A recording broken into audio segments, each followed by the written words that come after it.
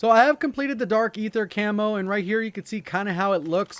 And I'm going to talk a little bit about what it took to unlock it and if it's worth it, if it's something you should actually be grinding for actively, or maybe you should just skip it altogether.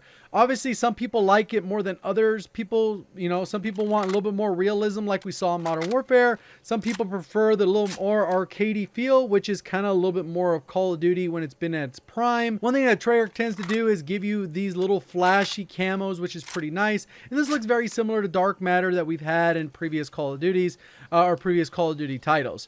So you can kind of see how it looks. That'll cover the gun. The hope is that obviously whatever camos you get in this game will transfer over to Modern Warfare, particularly Warzone, once that integration happens on December 10th. So let's go ahead and look at what it takes to unlock this. If you do enjoy this video and you want more of a tip-based video on how to unlock this as fast as possible, because obviously by completing it, you'll learn a bunch of tips, make sure this video hits 3,000 likes, and that's something I'll do. Otherwise, the interest isn't probably enough, and I'll go ahead and skip that topic. But you can see right here, kind of how the camo looks. Let's go ahead and get into what it takes to unlock. So one of the main things you're going to have to get into is understanding how zombies work. So obviously, if you're not a fan of zombies, this is probably not something you want to start doing. If you feel like maybe you want to learn a little bit more about zombies, I would at least try it out. Wet your feet with it, because literally to do this, you got to stay on one map for the entire grind. At least in multiplayer, you get the 8 multiplayer maps, plus the 2 larger 12v12 maps, which are basically some of the similar maps. And then you also have Dirty Bomb, which also has 2 maps. So you get a little bit of variety there. This is one map, and generally when you're learning to train in an area and do your challenges, you're going to be doing the exact same area over and over and over and over. So it has a little different grind factor, but one of the best parts about it is the grind is very consistent. Pretty much for 90% of the weapons, the challenges are going to be identical. And the only ones you really need to worry about when it comes to challenges, obviously you need to get 2,500 kills. That one doesn't even matter. Same thing like in multiplayer, you need 300. Not a big deal. When you come over here, the criticals is a very crucial one, which means that you should be focusing on that. When I first started, I had about 60% critical ratio. At the end, it was closer to 80, because you don't want to waste any of those kills, because literally the longer you spend not getting criticals, you're literally doubling the time it takes for you to finish these camos. Next up is Pack-a-Punch. That's going to typically be done organically if you get to Pack-a-Punch fairly early, and then all your criticals are counting towards that the same thing. You miss a few, you have a high percentage. This one will be done fairly easy. Next one is the elites. This is pretty straightforward. Well, this one you're probably going to get, if you go up to around 30, 31, you'll probably get about 8 elites, so you got to run through twice, and all your challenges should be done as long as this particular challenge unlocks. I believe you got to get to level 20 for the vast majority of the weapons. The secondaries that only go up to about 35 level or 40-ish, you want to get them at least to level 10, 15, or whatever the number is.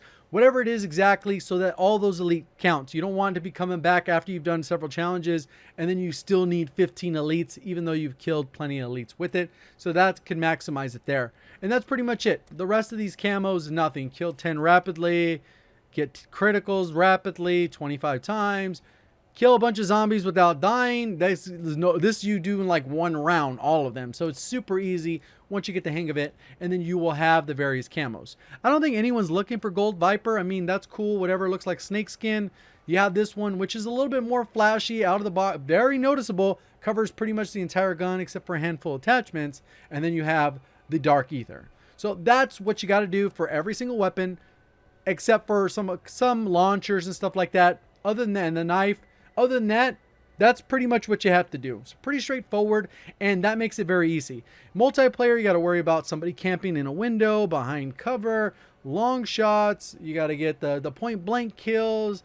You got to get 5 kills without dying. There's a bunch of these little things that could be a little bit more troublesome, especially with skill-based matchmaking being in the game. As it is, it means the better you are, the harder it's going to be for you to grind all these things, unless you're just starting off with the trash guns first. So you tank all your stats and make it a little bit easier for you as you go.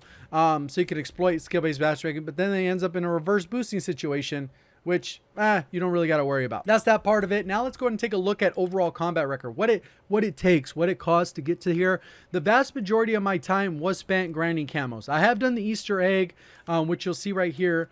I have completed the Easter egg. I have a couple other things in here that I've done that are Dark Ops challenges, and I've completed a lot of this type of stuff. Some you could just check off a couple boxes, but I'm waiting till the levels reset so I can complete some of these challenges, and then you get that huge bonus. And that's a little side note just for leveling. Don't complete challenges that you could avoid, because as soon as the season rolls over, you can get all that XP and start power leveling to get into those higher levels and use those prestige tokens. So we have that all done. And for me personally, I spent 3 days, 22 hours, and 23 minutes. Give or take. I was learning the map, you know, doing the Easter egg. Probably took about 7 hours, doing it a couple times, experimenting, maybe going for high rounds, seeing how efficient that was. At the end of it, I subtracted 7 hours, and when you do that, it ends up being approximately 3 hours per gun, as long as everything tracks. So you want to make sure, at the minimum, you're at the point where the elites will count, and the vast majority, if you just play through, even if it's solo, it should take you about 3 hours per weapon. Obviously, some a little bit faster when they're full auto, and other ones a little bit slower when they're semi-auto.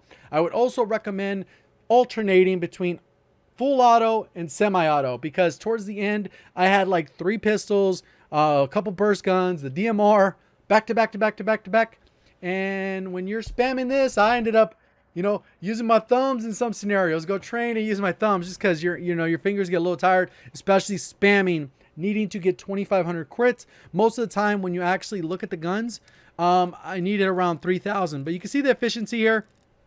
All the guns that are full auto were right around 3,000 kills, 3,500, and it's fairly consistent. They were all around the same level. The first one that took the longest was the Krieg, the M60, the Milano I kind of did a little bit later, but you could kind of see how that stacked out and how that worked. In terms of efficiency, you can see the crit percent, right around 70-ish% for most of these. When we go to the full autos, which I did much faster, you can see that number shoots up closer to 80%, especially with the shotguns. So right here, right around 75%, you should be able to get most of those done. And that's pretty much how that would work. Straightforward.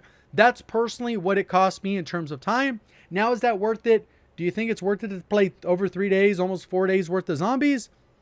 That's a decision you'll have to make. I have shown off the camo. Obviously, you've probably seen it other places, but I want to kind of give you my honest opinion on what it's about and whether it's worth grinding. If you want more tips and tricks and me to guide you specifically on the strategies to simplify this as fast as possible, make sure you hit the like button. Like I said, if this hits 3,000 likes, that's something I will do more of an in-depth video on, explaining step by step how you can maximize this process. And if you're brand new, want to find your way back for more Call of Duty content, make sure you are subscribed with notifications on. Appreciate all the support on the channel. Thank you for watching. As always, have a great day.